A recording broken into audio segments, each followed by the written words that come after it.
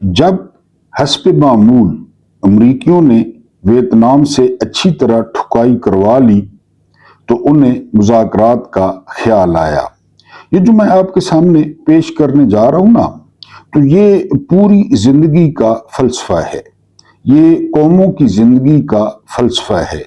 इसमें आपको खिलाफत राशिदा की भी झलक नजर आएगी और कौमों का अरूज ज़वाल भी नजर आएगा, उनकी वजूहात भी नजर आएंगी। जब अमेरिका ने वियतनामी इनकलाबियों के साथ मुज़ाकरात का फैसला किया तो उसने उन्हें कहा कि पेरिस में अपना एक वफ्द भेजें ताकि जंग बंदी पर बातचीत हो सके।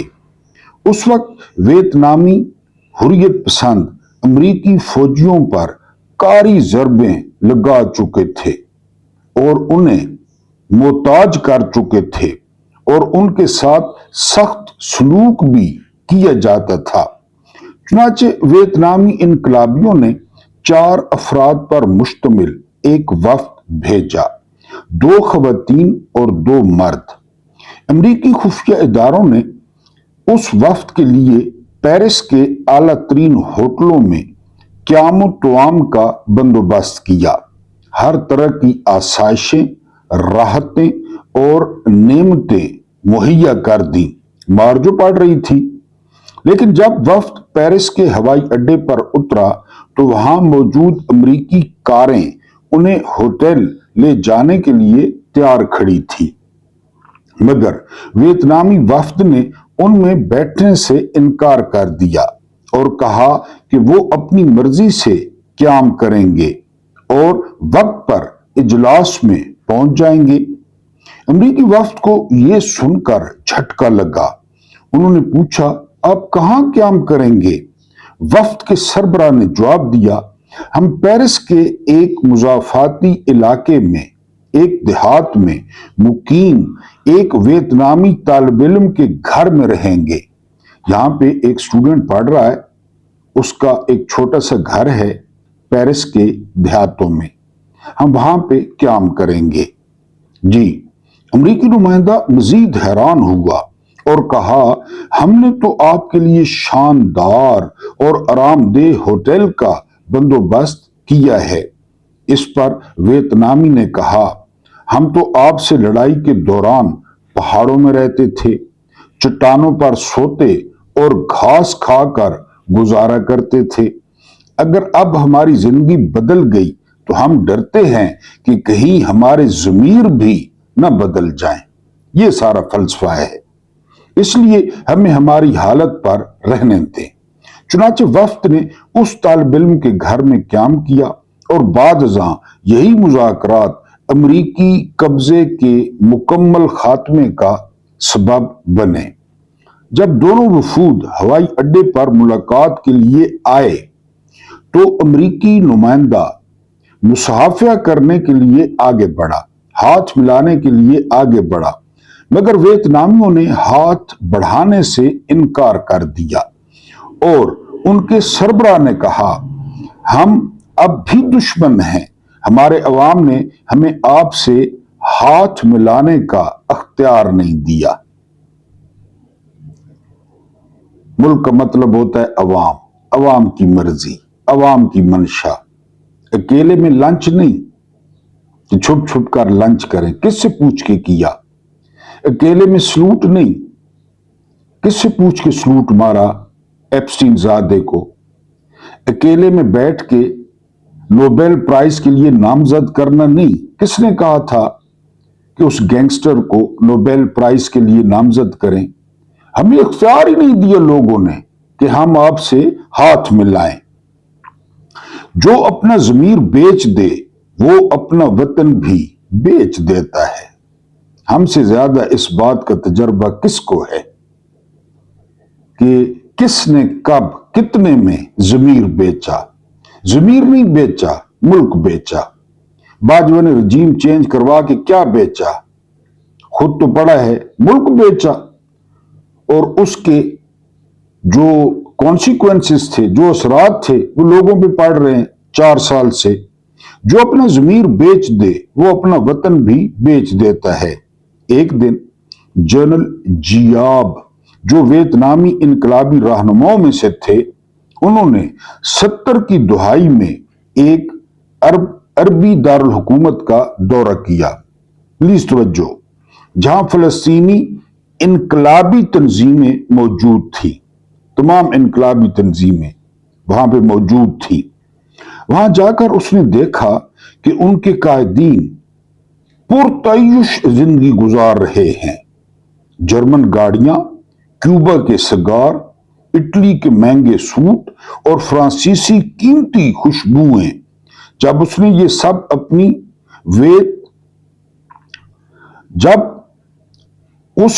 सब अपनी वियतनाम के जंगलों की जिंदगी से मुआवजा किया तो बेसाख्ता उनसे कहा, आपकी बगावत कभी कामयाब नहीं होगी। उन्होंने पूछा क्यों? जनरल जियाब ने जवाब दिया, क्योंकि इनकलाब और दौलत इकट्ठे नहीं रह सकते। Simple as this. आपको इमरान खान क्यों पसंद है? लोग इमरान खान पे क्यों आशिक हैं? इमरान खान को धन दौलत से कोई दिलचस्पी नहीं है, और इमरान खान इस बेस पे तब्दीली भी ले आए। कभी जनरल जिया ने कहा मिनिस्टर बन जाओ, कभी परवेज मुशर्रफ ने कहा मिनिस्टर बन जाओ, कभी नवाज शरीफ ने, हामिद मीर कहते हैं कि 20 सीटें ऑफर की कि 20 सीटें ले लो और साइड पे हो जाओ। वो हर दफा ना करता कि नहीं, और बिल आखिर वो कामयाब हो गया। 18 में कामयाब हो गया, 24 में कामयाब हो गया। क्यों? दोबारा इस लाइन को दोबारा सुने कि क्योंकि इनकलाब और दौलत इकट्ठे नहीं रह सकते। इनकलाब और तब्दीली और दौलत और माल इकट्ठे नहीं रह सकते। अब पाकिस्तान पे नजर दौड़ाएं। पाकिस्तान पे किन लोगों का कब्जा है? माल और दौलत वाले, चाहे वो सियासतदान हो, चाहे वो जर्नैल हो, चाहे वो मिलिट्री स्टैब्लिशमेंट हो, माल ही माल, माल ही माल। 2024 का पूरा इलेक्शन बेच दिया गया और इस इलेक्शन में लोग अरबपति बन गए। ये मैं नहीं कह रहा, ये बड़े बड़े लोगों ने कहा। जी, वो बगावत जो शऊर के बगैर हो दहशत गर्दी में बदल जाती है। अगर बगावत में शऊर ना हो, हम ये जो निजाम के साथ बगावत करते हैं, रोजाना करते हैं, तो इसमें शऊर है ना, इसके दलाइल है। हम कोई दहशतगर्द हैं, हम कोई दहशतगर्दी करते हैं, हम कोई खुदा न खास्ता लोगों को मारना चाहते हैं, हम कोई हुक्मरानों को मारना चाहते हैं। हम तो कानून की बात करते हैं, हम तो आइन की बात करते हैं, हम तो ज़ाब्ते की बात करते हैं, हम तो अदल की बात करते हैं, हम तो खुलफाए राशिदैन की मिसाल देते हैं। हम कोई दहशतगर्दी करते हैं? हाँ, अगर शऊर उससे चला जाए तो फिर दहशतगर्दी होती है। आप इसमें चंगेज खान को शामिल कर लें, आप इसमें मैसोलेनी को शामिल कर लें, आप इसमें जर्मनी के हिटलर को शामिल कर लें, वो फिर दहशतगर्दी बन जाती है। जी, और वो बगावत जिस पर मालो दौलत बरसाई जाए उसके कायदीन चोर बन जाते हैं। बस मालो दौलत बरसा और चोर बनने में 1 मिनट लगा। ये क्यों बार बार पीपल्स पार्टी लाई जाती है? हर कोई जानता है। ये क्यों बार बार नून लीग लाई जाती है? हर कोई जानता है। फाइलें हैं, चोरी की ऐसे ऐसे सबूत हैं, जिस तरह सूरज निकलता है। हमारे अंडर रहेंगे, हमारे नीचे रहेंगे। मैंने आपको बताया कि जब दुबई लीक्स में नाम आए तो उनमें बाकियों को छोड़े 13 जर्नैलों के नाम थे। 13 जर्नैलों के दुबई लीक्स में। वापडा का एक लेफ्टिनेंट जनरल था जो अरबों डकार गया, अरबों।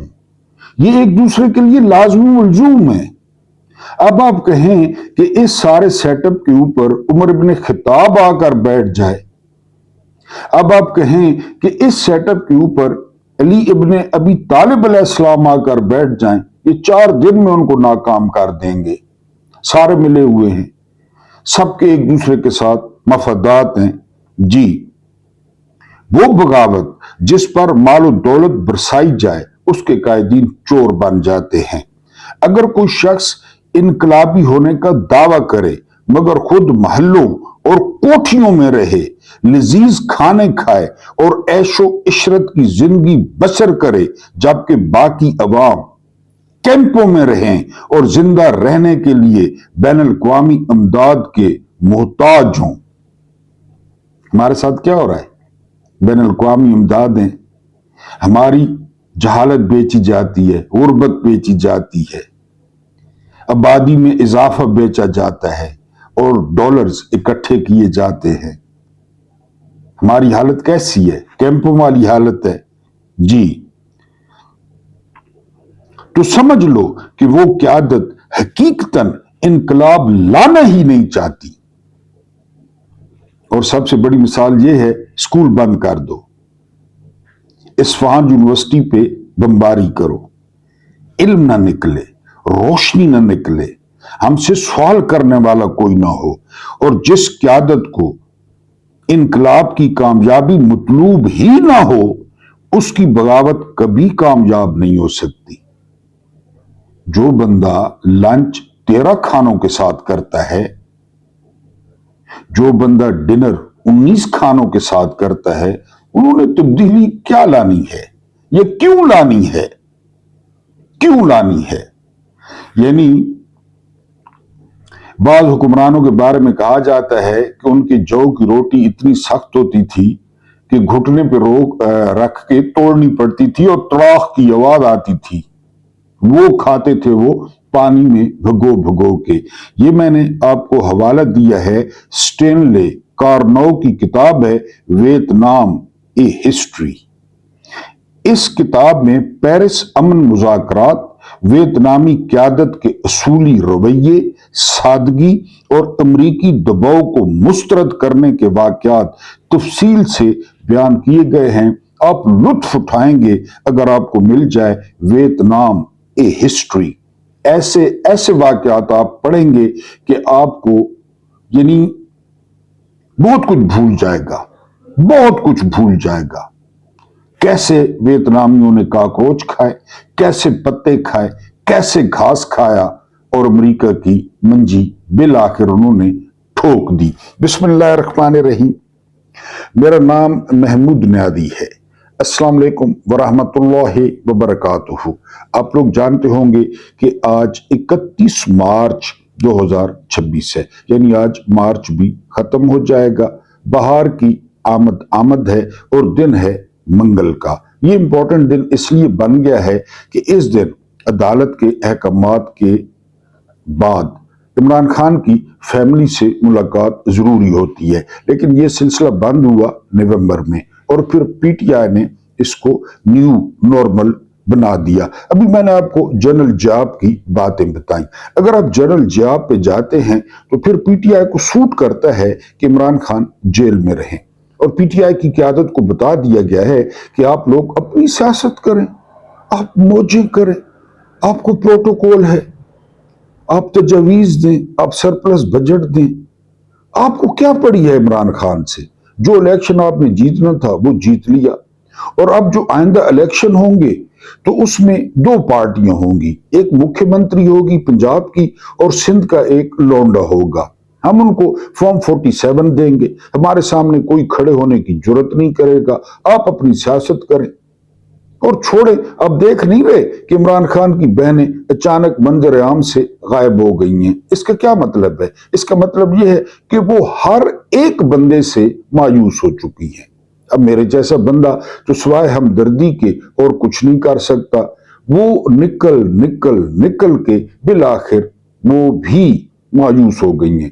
वो अपने तौर पे आज फिर डाला जाएंगी, फिर वहां पे बैठेंगी, फिर पुलिस के फिक्रों का सामना करेंगी, लेकिन पीटीआई से जो है वो तकरीबन मायूस हो चुकी हैं। कुछ आपके सामने ताज़ा तरीन खबरें रखनी है, एक वीलॉग रखना है, लेकिन उससे पहले अगर आपको तारीख से दिलचस्पी है, अगर आपको डॉट कनेक्टिंग से दिलचस्पी है, अगर आप थोड़ा हट के स्टफ देखना चाहते हैं तो हमारे साथ रहें। हमारे चैनल पे आए तो इसको सब्सक्राइब कर लें। सब्सक्राइबर हैं तो आप इसको लाइक कर सकते हैं, शेयर कर सकते हैं, और सबसे इंपॉर्टेंट ये कि पूरी वीडियो देख सकते हैं। 31 मिनट की वीडियो होती है और 20 मिनट कोई नहीं देखता, क्योंकि डैशबोर्ड पे मुझे पता चल जाता है कि वीडियो पूरी देखी जा रही है या नहीं। बहरहाल आपकी मर्जी है, आप बादशाह लोग हैं, اس کے علاوہ آپ نے جس طرح رمضان پروگرام میں سپورٹ کیا اور کمال کر دیا، آپ نے اتنے لوگوں کے چہروں پہ آپ نے اطمینان اور مسکراہٹ بکھیری کہ میں آپ کو بتا نہیں سکتا۔ کل کی ایک رپورٹ ہے کہ جو پیسے میرے پاس تھے تو ایک بیوہ بہن کو ایک بڑی خوبصورت سلائی مشین لے کر دی اور اس کے ساتھ اس کو موٹر لے کے دی۔ اس کے 3-4 بچے تھے۔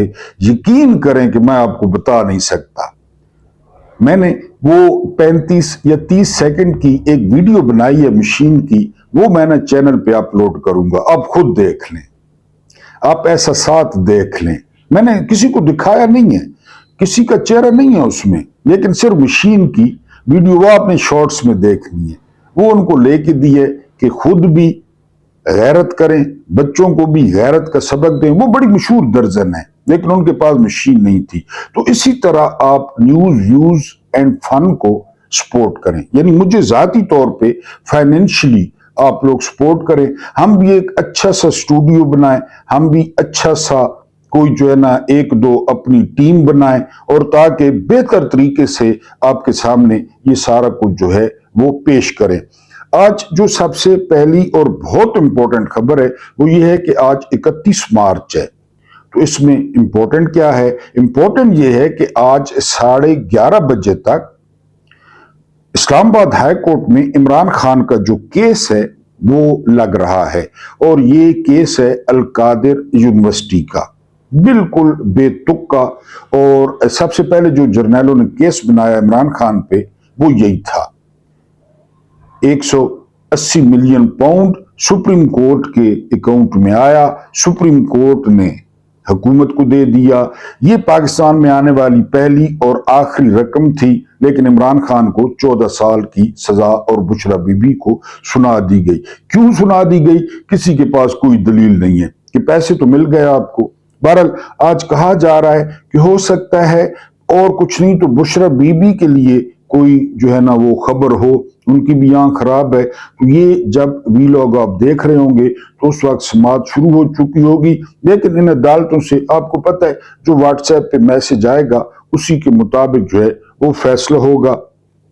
ایک حیران کن سروے سامنے آیا ہے، اور وہ سروے یہ ہے کہ اس وقت پاکستان میں جو ایران کی حمایت ہے وہ 80% ہے، 80%۔ چلیں یہ تو اچھا ہو گیا، لیکن میں ان 20% لوگوں سے حیران ہوں جو ابھی بھی ایران کو جو ہے وہ ایران کے مخالف ہیں۔ امام ابن تیمیہ یا تیمیہ جو بھی پڑھتے ہیں، تو انہوں نے شاگردوں کو کہا کہ آخری زمانے میں نا ہر کوئی کہے گا کہ میں حق پر ہوں۔ تو ایک شاگرد نے بڑا خوبصورت سوال کیا، انہوں نے کہا کہ امام صاحب پتہ کیسے چلے گا کہ جو ہے نا کون حق پہ ہے، جب ہر کوئی جو کہے گا، محمود نیاری بھی کہے گا، ایران بھی کہے گا، پاکستان بھی کہے گا، جنرل عاصم منیر بھی کہیں گے، عمران خان بھی کہے گا، تو پتہ کیسے چلے گا؟ تو امام صاحب نے فرمایا آپ نے دیکھنا ہے کہ سب سے زیادہ تیروں کا رخ کس طرف ہے، وہ حق پہ ہوگا۔ اب آپ یہ فارمولہ معاشرے میں بھی دیکھ لیں، یعنی پاکستان میں جو تمام تیروں کا رخ ہے، چاہے وہ صحافی ہیں، چاہے وہ حکومت ہے، چاہے وہ ملٹری اسٹیبلشمنٹ ہے، کس طرف ہے؟ عمران خان کی طرف۔ بین الاقوامی طور پہ دیکھیں، سعودیہ، بحرین، مصر، قطر، کویت، UAE، ان کا رخ کس طرف ہے؟ ایران کی طرف۔ پاکستان وہاں سے کشتیاں نکال رہا ہے، جہاز نکال رہا ہے، کبھی 8 کہتے ہیں، کبھی 20 کہتے ہیں، وہ جا کہاں رہے ہیں اس کا کوئی نہیں پتا، کس کو مل رہے ہیں؟ پاکستان میں تو پیٹرول 322 کا ہے، وہ کس کو تحفہ دیے جا رہے ہیں، کس کو ویلنٹائن گفٹ کیا جا رہا ہے، ہمیں نہیں پتا، اللہ جانتا ہے، ہمیں نہیں پتا۔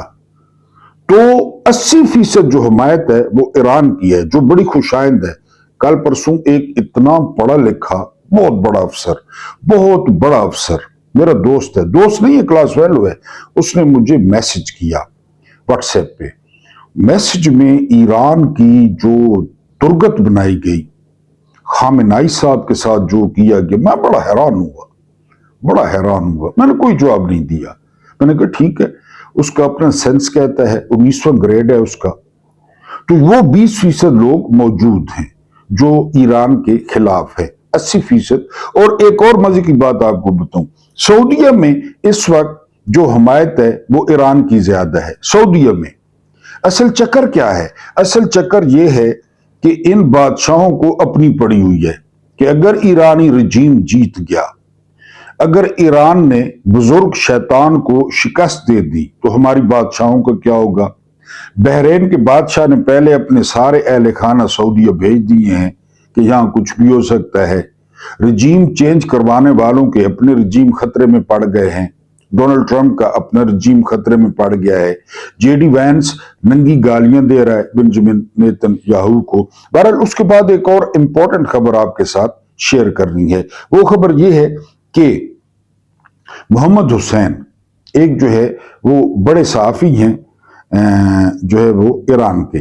उनका दावा है कि अगर जजीरा खार्क पर कब्जा होता है तो पासदारान इनकलाब के पास एक बहुत बड़ा और खतरनाक मंसूबा है। वो मंसूबा ये है कि उसी वक्त ये दुबई, कुवैत और बहरीन पर कब्जा कर लेंगे। उन्होंने अपने जो थे दस्ते वो मुख्तस कर दिए कि खार्क जजीरे पर, जहां से 80% तेल बेचता है ईरान, अगर वहां पे कब्जा होता है तो आप लोगों ने इन इलाकों पे कब्जा करना है। अब आप अंदाजा करें, मैंने आपको पहले बताया था कि ये जो हफ्ता है, ये हफ्ता बड़ा बहुत खूनख्वार साबित हो सकता है। तकरीबन कह रहे हैं 50,000 जो जमीनी फौज है वो पहुंच गई है मुख्तलिफ मुल्कों में, यानी ईरान के खिलाफ लड़ने के लिए। बहरहाल आगे देखते हैं। उसके बाद जो अगली खबर है वो ये कि जॉन हुसैन, ये तकरीबन रोजाना पाकिस्तानी मीडिया पे आते हैं और ये रिपोर्ट करते हैं, दावा करते हैं कि 20 ऑयल टैंकर्स वो पाकिस्तान के हवाले किए गए। अब वो पाकिस्तान में इस्तेमाल हुए या नहीं, इसका कुछ नहीं कहा जा सकता। कहां इस्तेमाल हुए हैं? पेट्रोल तो उसी तरह 322 रुपए है। वो जो पेट्रोल है तो वो तो 50 रुपए लीटर आ रहा है। वो कहां गए? बार बार तोहफे किसको मिल रहे हैं, ये आप बेहतर जानते हैं। नसीम हसन शाह, इन पे 2 करोड़ रुपए जो है वो जुर्माना कर दिया गया है। बेनजीर भुट्टो जो है ना, वो भुट्टो साहब की बेटी थी, हजारों खामियां थी, ऑक्सफोर्ड से पढ़ी हुई थी इमरान खान के साथ। 4 किताबें लिखी हैं उन्होंने, 4 किताबें। उन्होंने रिकॉर्ड कायम किया कि वो इस्लामी दुनिया की पहली खातून वजीर आजम बनी, यानी उनमें कुछ था ना, करंट था। इसके अलावा वो 2 दफा वजीर आजम बनी। वो तो भला हो आसिफ अली जरदारी का, जिन्होंने उनका बेड़ा गर्क किया। इसके अलावा जो है वो उनको असेंबली में पीली टैक्सी कहा गया। मैंने कानों से सुना, पीला उनका ड्रेस था, उनको पीली टैक्सी कहा गया। उनकी तस्वीरें हुसैन हक्कानी ने लाहौर में एक स्टूडियो बनाया, वहां पे उसको एडिट करके नंगी तस्वीरें, मैंने आपको बताया था मेरे पास भी पड़ी हैं उस दौर की, अब धुंधला गई हैं, वो जहाज से फेंकवाई। ये पाकिस्तान की बल्कि दुनिया की तारीख का अनमोल वाकया था कि नीचे बच्चे हैं, औरतें हैं, खवातीन हैं, उनके हाथ में लग गई। लेकिन नून लीग का आपको पता है कि नून लीग कैसी जमात है। और इस मुख्यमंत्री, ये मुख्यमंत्री अब रेड लाइन है। 2 करोड़ रुपए जुर्माना नसीम हसन शाह पे हो गया है। और हालांकि नसीम हसन शाह की पूरी फैमिली वो मौलाना फजल रहमान ग्रुप से है। इनके जो गेट का कलर है वो कलर है जो जेयूआई के झंडे का जो है वो कलर है। लेकिन उन पे 2 करोड़ जुर्माना हो गया है कि उन्होंने क्यों सवाल किया था। उसके बाद जो अगली खबर है वो ये कि ख्वाजा साद रफीक, मैंने कहा था कभी कभी इनको कीड़ा तंग करता है। एहसन इकबाल ने कहा कि मैं बहुत ज्यादा मसरूफ हूं, मैं जनरल सेक्रेटरी के तौर पे काम जारी नहीं रख सकता। तो जो नाम था वो निकला ख्वाजा साद रफीक का। तो ख्वाजा साद रफीक ने इससे इनकार कर दिया है कि मैं जनरल सेक्रेटरी, इस गंद के टोकरे को मैं सर पे नहीं उठाता। अगली खबर ये है, ये बड़ा खौफनाक इंकशाफ किया है, एक सहाफी हैं, उन्होंने कहा कि किसी ने जनरल आसिम मुनीर को टिकटॉक दिखाई। उस टिकटॉक में पाकिस्तानी जो है वो करेंसी को आग लगाई जा रही थी, नोटों को।